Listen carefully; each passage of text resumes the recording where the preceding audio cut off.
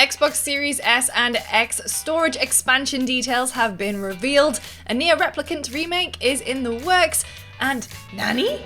There's another Yakuza movie on the way. I'm Lucy, and these are the biggest gaming news stories for Thursday, September 24th.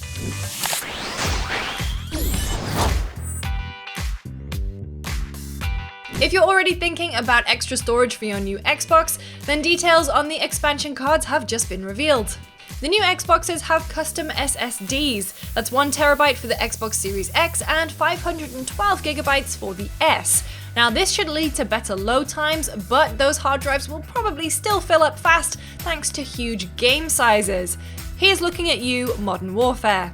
But now we know more about the console's expansion cards. They plug right into the back. They add an additional 1TB of storage, they're barely larger than an SD card, and they'll have the same performance as the internal SSD when you play games that are stored on them.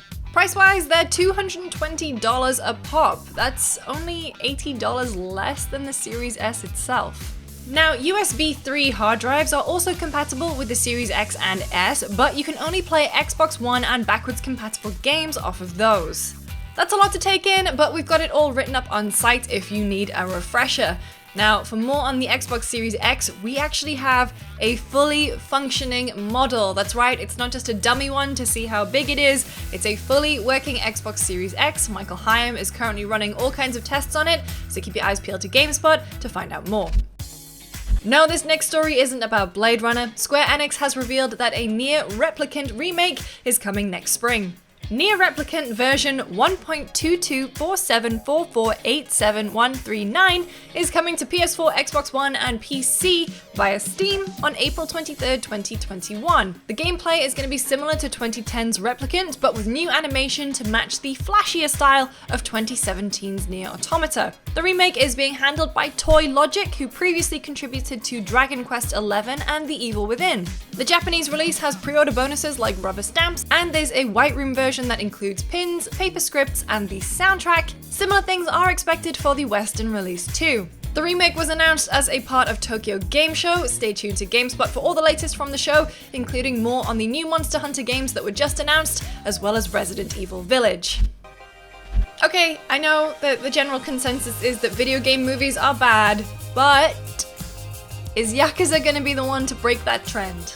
Variety reports that after the success of the Sonic movie, which actually I thought was pretty good, Sega is reportedly planning a sequel for that, as well as making a push to adapt the Yakuza series too. They're collaborating with 1212 Entertainment and Wild Sheep, and a 1212 Entertainment spokesperson said, Yakuza offers us a new playground in which to set compelling stories with complex characters in a unique environment that audiences have rarely seen before. The saga of Kazuma Kiryu has a built-in cinematic appeal, a mix of kinetic action with bursts of comedy, multiple converging storylines, and a gripping journey towards redemption. This isn't the first Yakuza movie to be made. Prolific Japanese director Takashi Miike made one in 2007 based on the old PS2 games. No word on a release date for the movie just yet, but the latest game, Yakuza Like a Dragon, is coming out in November. If the movie is anything like my experience with the Yakuza games, it's just going to be 2 hours of that crane minigame. Anyway, there are more PS5 pre-orders going live tomorrow. Consider this your PSA if you didn't manage to get one last week. And on tomorrow's episode of Generation Next, we talk about what has possibly been the biggest week for Xbox ever. You don't want to miss it. I'm on Twitter at LucyJamesGames, and I'll see you next time.